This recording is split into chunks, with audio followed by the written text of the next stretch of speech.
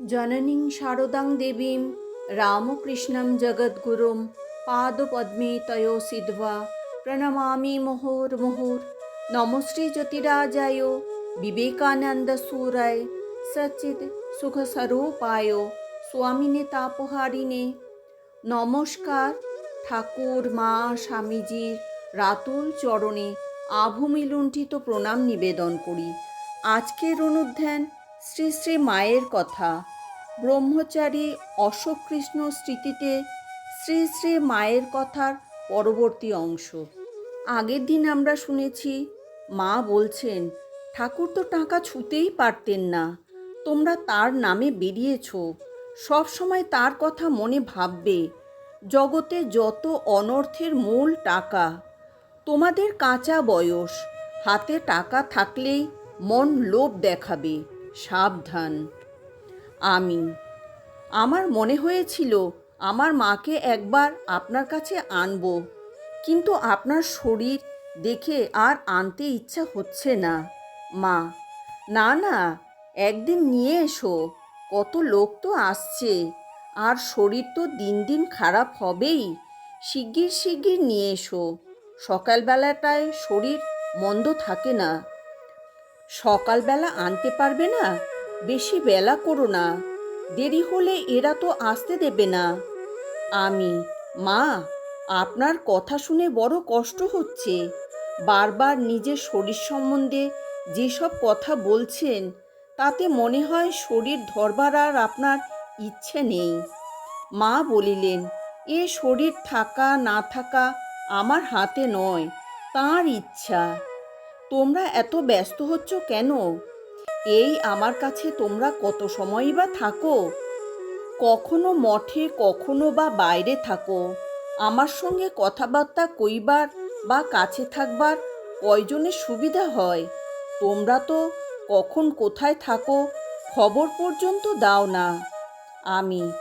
আমাদের থাকবার সুবিধা হয় না বটে, কিন্তু আমাদের মনে বিশ্বাস আছে আপনি আছেন। মনে যখন দুর্বলতা আসবে, আপনার কাছে আসলেই দূর হয়ে যাবে।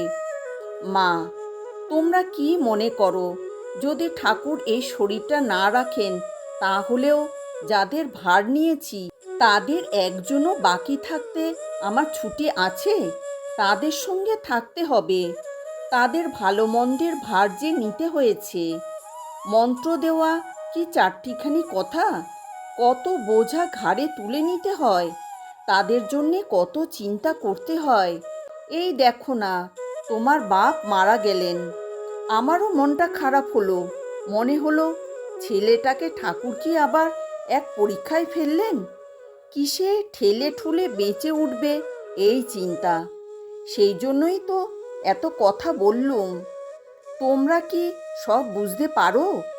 যদি তোমরা সব বুঝতে পারতে, আমার চিন্তার ভার অনেক কমে যেত। ঠাকুর নানানভাবে নানাজনকে খেলাচ্ছেন, তাল সামলাতে হয় আমাকে। যাদের নিজের বলে নিয়েছি, তাদের তো আর ফেলতে পারি নে। মা, আপনার অবর্তমানে কার কাছে যাব, কি হবে, ভাবতে গেলে বড় ভয় হয়। মা বলিলেন, কেন? এই রাখাল টাখাল এসব ছেলেরা রয়েছে, এরা কি কম? তুমি তো রাখালকে খুব ভালোবাসো, তার কাছে জিজ্ঞাসা করে নেবে। কি আর জিজ্ঞাসাই বা করবে? বেশি জিজ্ঞাসা করাও ভালো নয়।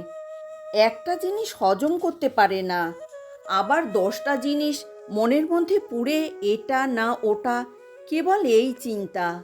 যে জিনিস পেয়েছো তাতেই ডুবে যাও।